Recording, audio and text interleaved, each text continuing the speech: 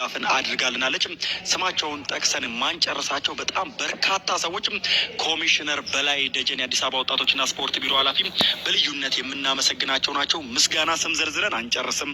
ነገር ግን ሁሉንም ለምስጋና እንግዲህ ከሕክምና በኋላ የምንደርስበት ይሆናል ብዬ አሁን ላይ እንግዲህ ብዙዎችን አላመሰገንኩም፣ ስምም አልጠራውም።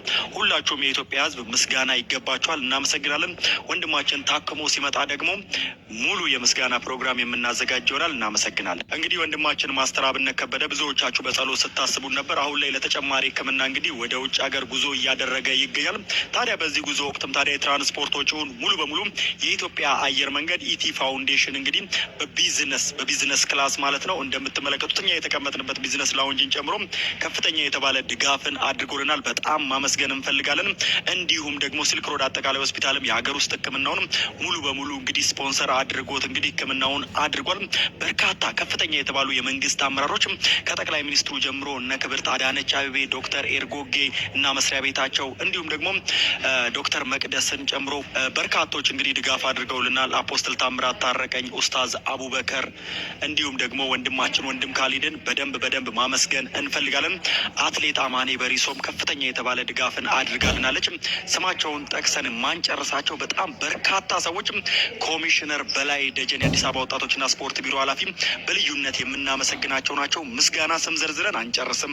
ነገር ግን ሁሉንም ለምስጋና እንግዲህ ከሕክምና በኋላ የምንደርስበት ይሆናል ብዬ አሁን ላይ እንግዲህ ብዙዎችን አላመሰገንኩም፣ ስምም አልጠራውም። ሁላችሁም የኢትዮጵያ ሕዝብ ምስጋና ይገባችኋል፣ እናመሰግናለን።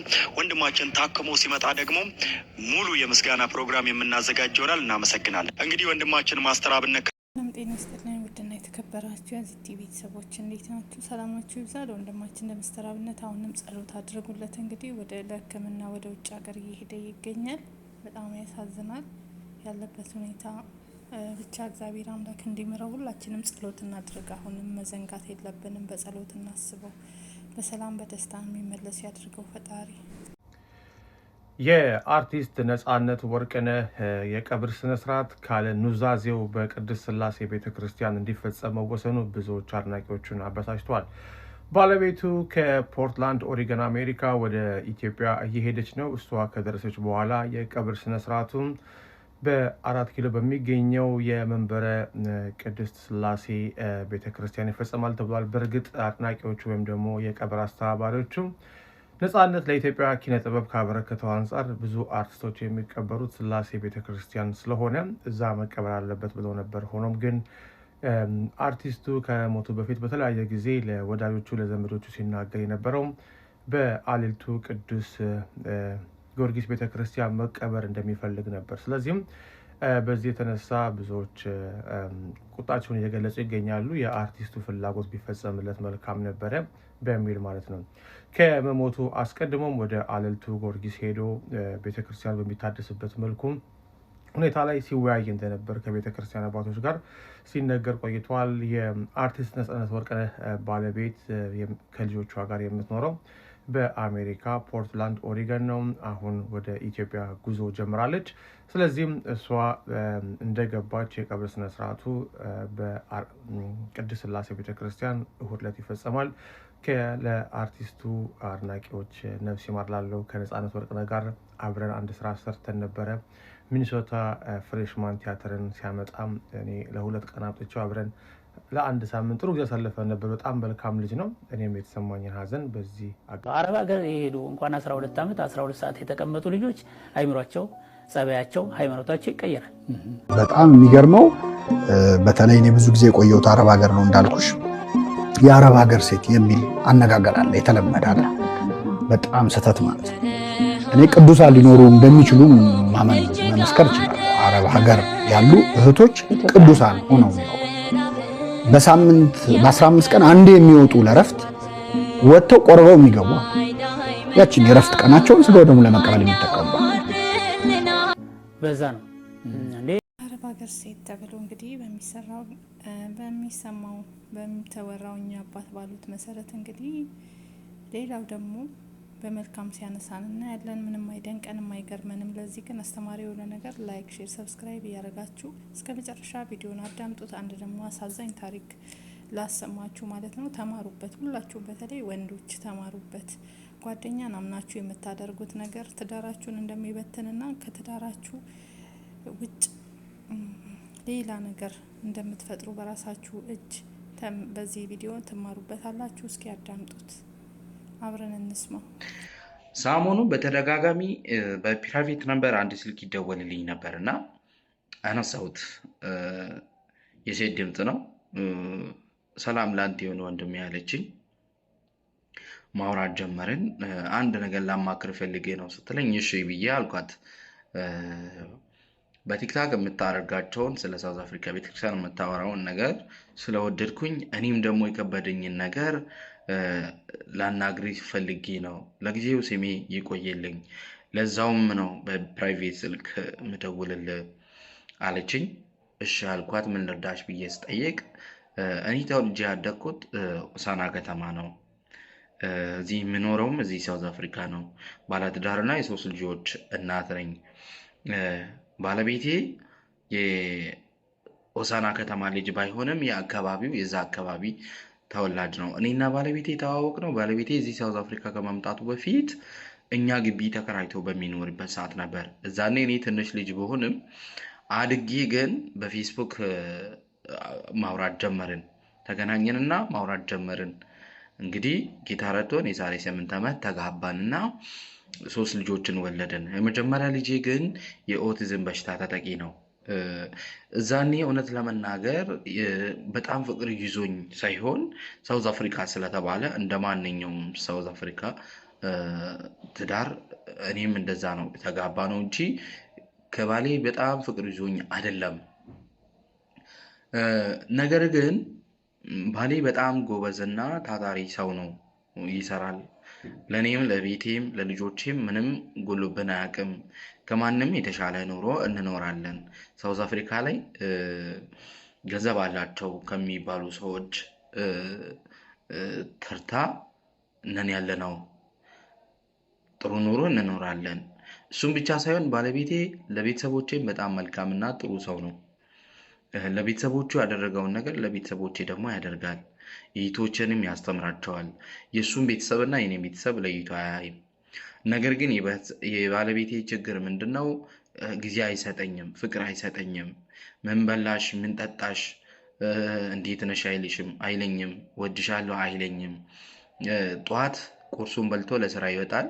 በዛው ሱቅ እቃ አድርሶ ይመጣና ምሳውን ውጭ በልቶ ፑል ቤት ነው አምሽቶ ማታ የሚገባው። ማኪያቶን እየጠጣ ካፌ ለካፌ ቁጭ ብለው ከጓደኞቹ ጋር እየተጫወተ እየተዝናና ይውላል። እንዴት ዋልሽ ምን ብሎ አይጠየቀኝም። ይህ ደግሞ የኔም ብቻ ሳይሆን የመላው የሳውዝ አፍሪካ ወንዶች ችግርም ነው።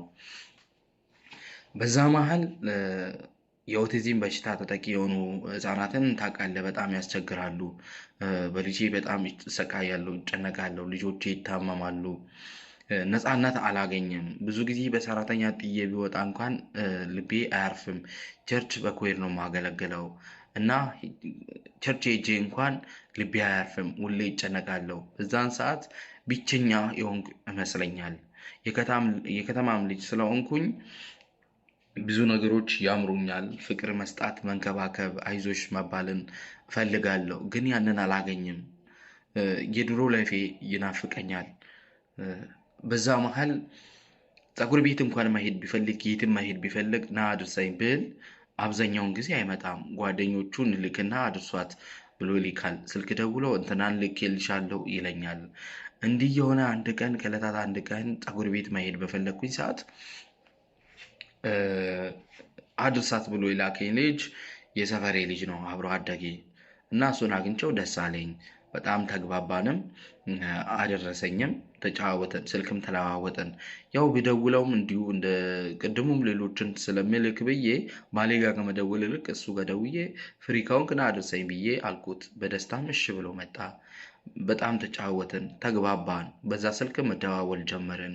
እንግዲህ ለጥቅም ብቻ ደወልሽ እንዳይለኝ ብዬ ስልክ እየደወልኩ እንዲህ ነው ምናምን መባባል ጀመርን። የሰፈርም ልጆች ስለሆንን ጓደኛሞችም ሆን መጻጻፍን ጀመርን። በዛ መሀል የልጅ ሰበብ ፈልጎ ባለቤቴን ምኖርበት ቤት አልተመቸኝም እና እናንተ ግቢ ቤት ካለ ፈልግልኝ አለ። ባለቤትም የዋይም ስለሆነ እሱም ሆንኩ እኔ ምንም ስላላሰብን እኛ ግቢ ቤት አገኘንለትና ተከራይቶ እኛ ግቢ ገባ። የበለጠ ተቀራረብን። ከባለቤቴ ጋር ሞር ጓደኛሞች ሆኑ። አምሽቶ ይመጣና ቤት ቡና ጠጥቶ እራት በልቶ ምን ብሎ መሄድ ጀመረ። በጣም ተግባባን። ከበፊቱ የበለጠ ቤተሰብ ሆንን። በዛ መሀል ያጫውተኝ ነበር፣ ያስቀኝ ነበር። ቤትም ብቻዬን ስለምውል ብዙ ጊዜ ግቢ ውስጥ ስኖር ቡና ሳፈላ እጠራዋለሁ፣ ይመጣል፣ ይጫወታል። በዚህ ሁሉ ባለቤቴ ወደ ቤት መምጣት ስለማይፈልግ ከሱ ጋር ስለማሳልፍ ከሱ ጋር አላስፈላጊ ነገሮችን ማድረግ ጀመርን። እየተሳሳመን ምን እያልን ወደ ፍቅር ገባን። አንድ ላይ አንድ ቀን አልጋ አንሶላ ተጋፈፍን እና በተደጋጋሚ ከአንድም ሁለቴ አብረን ተኛን። አንድ ቀን ግን ቸርች ሲሰበክ ስህተት እንደሰራው ገባኝ። በጣም ጸጸተኝ። በእግዚአብሔር ፊት አላቀስኩኝ፣ አነባው፣ ንስሐ ገባው። ነገር ግን ባለቤቴን ባየው ቁጥር መረበሽ ጀመርኩኝ። ለዚህ ልጅም ነገርኩት። ከዚህ በኋላ እንደዛ ነገር እናቆም ብዬ አልኩት። እሺ አለኝ። ግን ማቆም አልፈለገም። ስልክ ደውልልኛል፣ ያወራኛል፣ ከአንቺ ፍቅር ይዞኛል ይለኛል። ፍቅር አስዘሽኝ ግቢ ውስጥ ባየውሽ ቁጥር እረባሻለሁ ይለኛል። የሚያወራቸው የሚጽፋቸው ነገሮች ይረብሹኛል።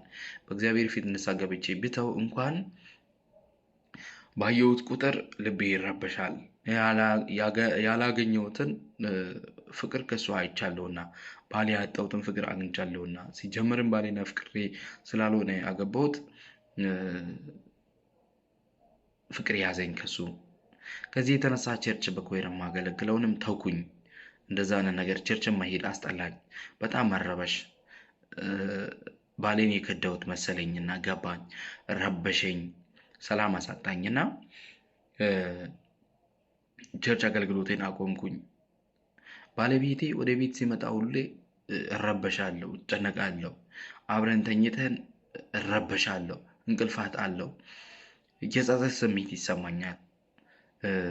ከዚህ የተነሳ እሱን ላለማግኘት ብዬ 8 ዓመት የኖርንበትን ቤት ከተጋባን ጊዜ ጀምሮ ቀይረን የማናውቀውን ግቢ ከዚህ ግቢ መውጣት አለብን ብዬ አልኩኝ። ቤትን ቀይር ብዬ ስለው ባለቤቴ ደነገጥ። ምን ሆነሻል? ሰሞኑንም የምታሳየው ባህሪሽ ልክ አይደለም፣ የተፈጠረ ነገር አለ ወይ? ምን ሆነሽ ነው ብዬ ጠየቀኝ። እንደሚረበሽ ለባለቤቴ ግልጽ ሆኖ እየታየው ነውና በጣም ጨነቀኝ።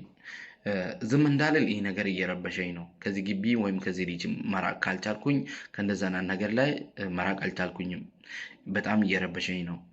ይህንም ባህሪዬን ደግሞ ባለቤቴ አውቆት ድንገት አንድ ቀን እንትን ብለኝ የሚያውቅና የሚደርስብኝ ይሆናል። እዛኔ ከደረሰብኝ ደግሞ በጣም ትልቅ ነገር ነው የሚፈጠረው።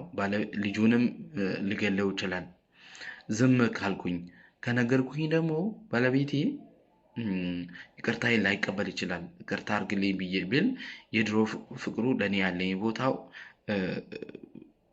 እንደ ቀድሞ ላይሆን ይችላል እና ልጁንም ተነስቶ ልገለውም ይችል ይሆናል።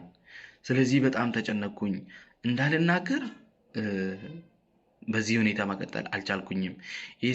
ይሄ ስሜቴ ደግሞ እየባሰ እየሄደ ሌላ ነገር ውስጥ እንዳይከታኝ ፈራው። ዝም እንዳልል እግዚአብሔርም አይወድም ደግሞ ባሌ ቢያቅስ ብዬ አልኩኝ።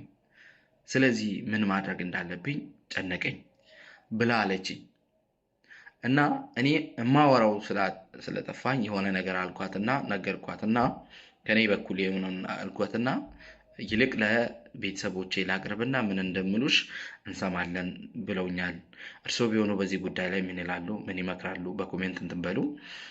ከዛም ባለፈ ደግሞ ነገ ምሽት በኢትዮጵያ ሰዓት አቆጣጠር ከምሽቱ 4 ተኩል ላይ በሳውዝ አፍሪካ ሰዓት አቆጣጠር ከምሽቱ 3 ተኩል ላይ ላይቭ ፕሮግራም ይጠብቁን።